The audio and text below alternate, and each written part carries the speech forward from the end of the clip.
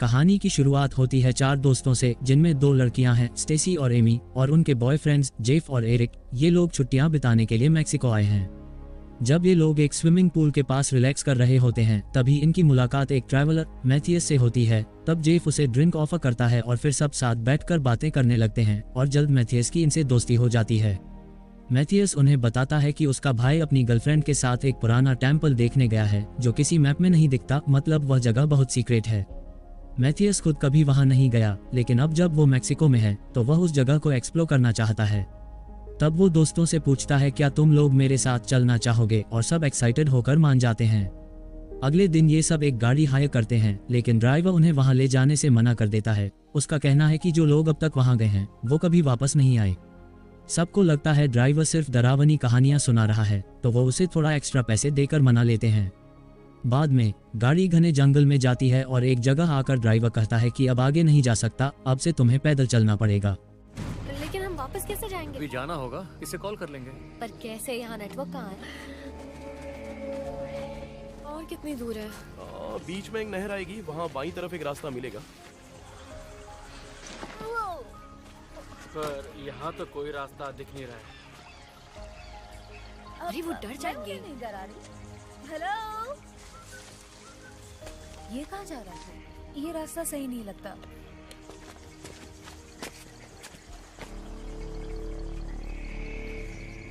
तब ये सब जंगल के रास्ते पैदल चलते हैं और आखिरकार उस रहस्यमयी जगह तक पहुंच जाते हैं। वहां एक पहाड़ी जैसी जगह होती है जिस पर लोगों ने पत्थरों से कुछ नक्काशी की होती है। ये देख सब बहुत खुश होते हैं क्योंकि उन्होंने पहले कभी ऐसा कुछ नहीं देखा था। वो लोग वहां एक दूसरे की फोटोज लेने लगते हैं। तभी कुछ लोकल लोग वहां आ जाते हैं और अजीब भाषा में चिल्लाने लगते हैं। उनके पास तीर और छुरियां होती हैं। यहाँ जेफ उन्हें पैसे दिखाता है। उसे लगता है शायद वो पैसे की बात कर रहे हों, पर उनमें से एक आदमी अपने बॉस से कहता है कि हमें इन सबको मार देना चाहिए, लेकिन उसका बॉस उसे मना कर देता है। एरिक उन्हें मैथियस के भाई की फोटो दिखाकर कहता है कि हम बस उसे ढूंढने आए हैं, लेकिन तभी एमी फोटो खींचने लगती है, पर गलती से उस स्ट्रक्चर के पास जो बेलें और पौधे उग रहे थे उन पर कदम रख देती है, और ये देखकर लोकल लोग बहुत गुस्सा हो जाते हैं। उनमें से एक लड़का दिमित्री ये सोचता है कि शायद वो कैमरा मांग रहे हैं, तो वो एमी से कैमरा लेकर उन्हें देने जाता है, लेकिन वो भी उन पौधों पर कदम रख देता है। इसके बाद लोकल लोग और ज्यादा गुस्सा हो जाते हैं और उस पर तीर चला देते हैं, फिर उसकी सीधी गोली मारकर हत्या कर देते हैं। अब ये देख सबके होश उड़ जाते हैं। कुछ देर पहले जो लोग ठीक थे, अब उनमें से एक मारा जा चुका है। लोकल लोग अब चिल्लाकर ऊपर जाने का इशारा करते हैं और सब डर के मारे उस पहाड़ी की चोटी पर चढ़ जाते हैं। वहां पहुंचकर उन्हें कुछ तंबू दिखते हैं। फिर वे मैथियस के भाई हेनरिक को ढूंढने लगते हैं, पर काफी देर ढूंढने के बाद भी कोई नहीं मिलता। मैथियस उसे कॉल करने की कोशिश करता है, लेकिन यहाँ कोई नेटवर्क नहीं आता। अब सबके चेहरे पर टेंशन दिखने लगती है क्योंकि ये जगह मैप में भी नहीं है। ना ही किसी को पता है कि ये लोग यहाँ आए हैं, मतलब अगर कुछ हो गया तो कोई इन्हें ढूंढने भी नहीं आएगा। वहीं पास में उन्हें एक कुआं दिखता है जिसमें पानी नहीं होता। जेफ जब कुएं में आवाज लगाता है तो लगता है कि शायद हेनरिक वहीं गिर गया है, लेकिन अंदर से कोई आवाज नहीं आती। कुछ समय बीत जाने के बाद सब खुद को शांत होता है और वे बाहर निकलने का प्लान करने लगते हैं।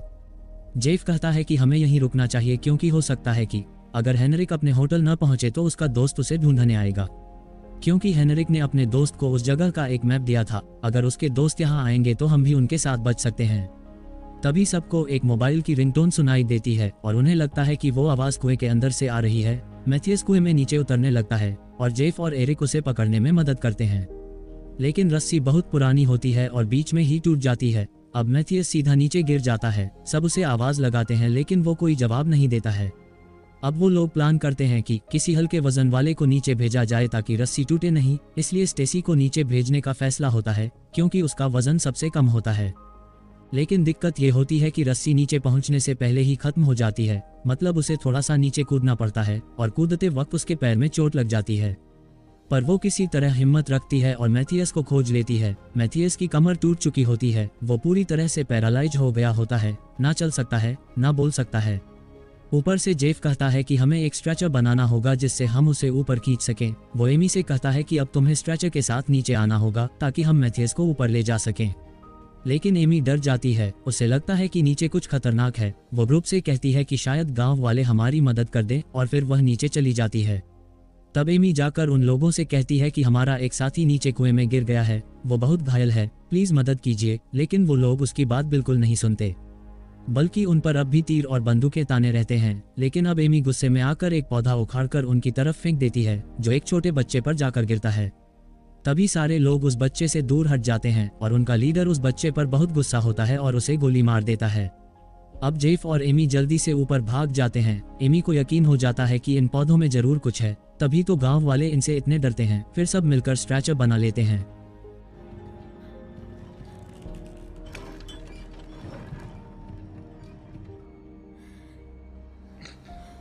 एक दो तीन।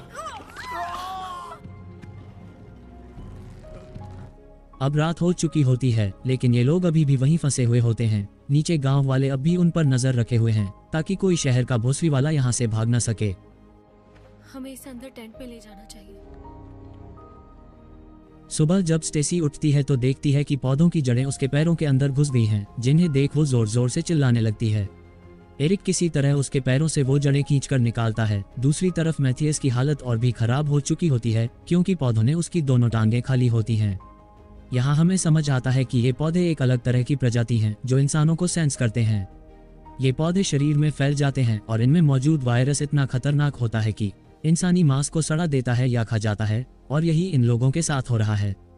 तभी फिर से वही फोन की रिंगटोन सुनाई देती है और इस बार स्टेसी और एमी उसे ट्रैक करने के लिए फिर से कुएं में उतरते हैं।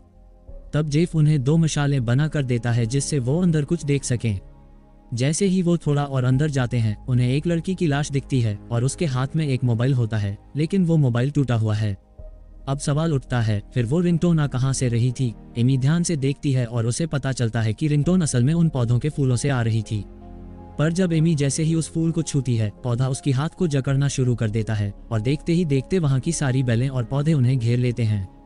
यहाँ दोनों बहुत डर जाती हैं और ऊपर चिल्लाकर मदद मांगती हैं। तभी किसी तरह रस्सी की मदद से वो दोनों ऊपर आ जाती हैं। अब एमी सबको बताती है कि ये पौधे सिर्फ इंसानों को नहीं खाते, बल्कि किसी भी आवाज की नकल भी कर सकते हैं। और अब इनके पास खाने पीने का सामान भी बहुत कम है, सिर्फ कुछ फल, जूस और थोड़ा पानी बचा है। पर उधर मैथियस की हालत और भी बिगड़ती जाती है। जब जेफ उसके पैरों को देखता है तो उसे समझ आ जाता है कि अब उसके पैर गल चुके हैं और अगर यही चलता रहा तो उसका पूरा शरीर इन्फेक्शन से भर जाएगा। जेफ, जो खुद एक मेडिकल स्टूडेंट होता है, फैसला करता है कि उसके दोनों पैर काटने होंगे। तब सब उसे ऐसा करने से रोकते हैं, क्योंकि इससे उसकी जान जा सकती है। लेकिन मैथियस ये बात सुन लेता है और खुद कहता है, मेरे पैर काट दो ताकि मेरी जान बच सके। फिर जेफ मैथियस के दोनों पैर काट देता है। मैथियस चीखता है, लेकिन उनके पास कोई और ऑप्शन भी नहीं है। पैर काटने के थोड़ी देर बाद वो पौधे मैथियस के कटे हुए पैरों को खींच कर ले जाते हैं और अब सबको साफ हो जाता है, ये पौधे उन्हें छोड़ने वाले नहीं हैं। अब एमी बहुत डिप्रेस हो जाती है। वो एरिक से कहती है, स्टेसी कह रही है कि उसकी बॉडी के अंदर अभी भी पौधों की जड़ें हैं। एमी को लगता है स्टेसी का दिमाग खराब हो गया है, लेकिन डर इतना गहरा है कि अब कोई कुछ सोच नहीं पा रहा है। तभी वो देखते हैं कि अब पौधे मैथियस के मुंह के अंदर घुसने लगे हैं और जब तक वो कुछ समझते, पौधे उसे मार देते हैं। मैथियस की मौत देखकर स्टेसी बुरी तरह टूट जाती है। वो रोते हुए कहती है, ये पौधे अब मेरे अंदर भी हैं, ये मुझे भी मार देंगे।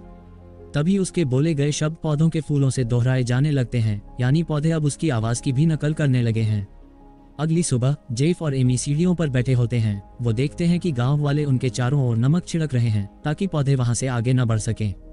जेफ एमी से कहता है, ये पौधे हमारे शरीर में घुस चुके हैं, अगर हम यहाँ से बाहर निकले तो ये पूरी दुनिया में फैल सकते हैं। जेफ बताता है कि ये पौधे बहुत पुराने हैं और शायद यही वजह है कि इस इलाके में कोई जानवर या पक्षी भी नहीं दिखाई देता।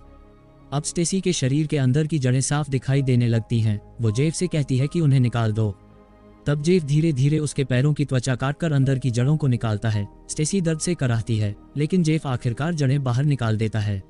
लेकिन अब एक जड़ उसके सिर में दिखने लगती है। सब उसे देख लेते हैं, लेकिन कोई कुछ नहीं कहता ताकि वो डर न जाए। फिर जब सब सो रहे होते हैं, स्टेसी चुपचाप तंबू से बाहर निकल जाती है और अपने पूरे शरीर को काटने लगती है, क्योंकि उसे लगता है कि जड़ें पूरे शरीर में फैल चुकी हैं। जब सब बाहर निकलते हैं तो देखते हैं कि स्टेसी ने खुद को बुरी तरह जख्मी कर लिया है। एरिक उसे रोकने जाता है, लेकिन स्टेसी गुस्से में एरिक के सीने में चाकू घोंप देती है, क्योंकि अब उसका दिमाग पूरी तरह खराब हो चुका होता है और देखते ही देखते एरिक की मौत हो जाती है। फिर पौधे एरिक की लाश को भी खींच कर ले जाते हैं। स्टेसी रोते हुए कहती है, मुझे भी मार दो, मैं ऐसे दर्दनाक मौत नहीं चाहती। पर एमी उसे मारने की हिम्मत नहीं जुटा पाती, लेकिन जेफ ये सब सहन नहीं कर पाता और स्टेसी को मार देता है। तभी स्टेसी के चिल्लाने की आवाज नीचे खड़े गांव वाले भी सुन लेते हैं। अब सिर्फ 2 लोग बचे होते हैं, जेफ और एमी। जेफ एक प्लान बनाता है। वो एमी से कहता है, मैं गांव वालों का ध्यान भटकाता हूँ, तुम मौका देखकर भाग जाना। फिर वो एमी के चेहरे पर खून लगाता है और उसे नीचे ले जाकर जमीन पर लिटा देता है ताकि गांव वालों को लगे कि वो मर चुकी है। इसके बाद जेफ गांव वालों को बातों में उलझाता है। वो कहता है, मेरा एक सपना था लेकिन अब वो कभी पूरा नहीं होगा। ये कहते हुए वो धीरे धीरे एमी से दूर जाता है। जब गांव वाले उस पर तीर और बंदूकें ताने खड़े होते हैं, तभी जेफ एमी को इशारा करता है और एमी जितनी तेज दौड़ सकती है उतनी तेज दौड़ने लगती है।